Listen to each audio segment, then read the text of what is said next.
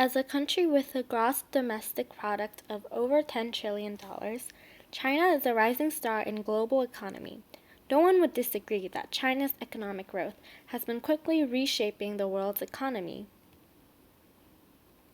However, aside from its economic achievement, China has a great challenge to deal with: its domestic pollution level.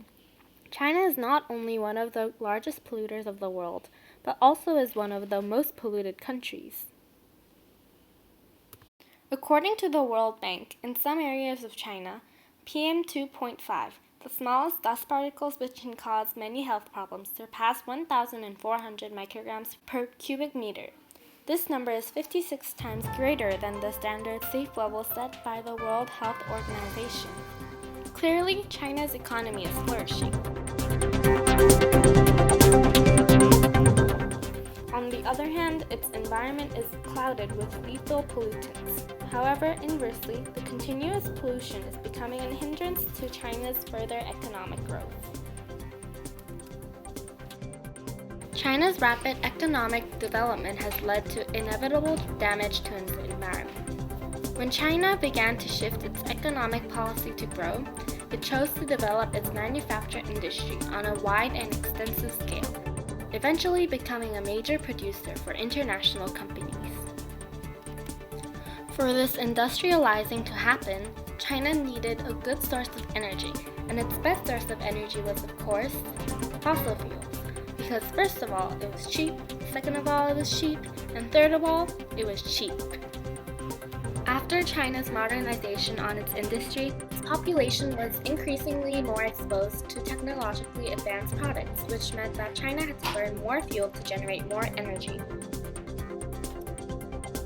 Unsurprisingly, the use of fossil fuels soon reached an excessive level. In fact, the usage gradually increased to 12 million barrels per day. Fossil fuels generated 91% of China's energy by 2012. All of this energy was used to support China's great number of population and to run factories. Unfortunately, extracting and burning fossil fuels aren't the most environmentally friendly way to generate electricity. When burned, fossil fuels release carbon dioxide, sulfur dioxide, nitrogen oxides, mercury compounds, and more.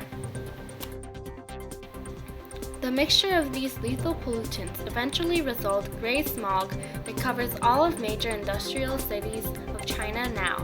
In short, China's exceedingly fast economic development is accomplished at the cost of its pollution caused by cheap yet non-renewable fossil fuels.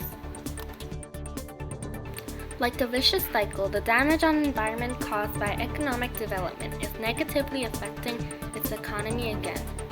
As China stands in the spotlight in global economics, worsening pollution problem in its capital city, Beijing, gains attention.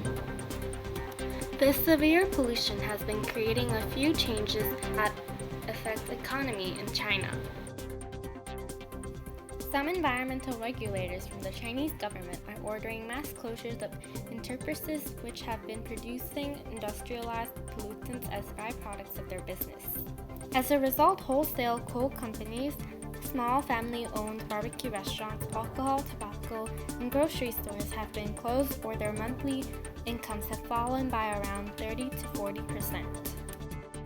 Other than new regulations, the pollution itself is causing a drop in sales, especially food. Xiang Jiangjia, a small food vendor, said that she loses around 20% of her customers on polluted days.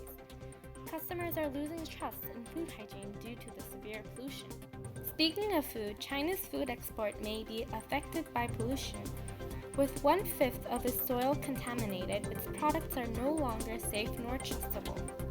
In fact, over the years, foreign governments rejected the import of Chinese fruit products. Such products included honey containing an antibiotic called chloramphenicol, crushed peppers with pesticides, seafood contaminated with veterinary drugs, and more, according to Professor Helen Jensen, an economy professor who works with food safety and international trade at Iowa State University.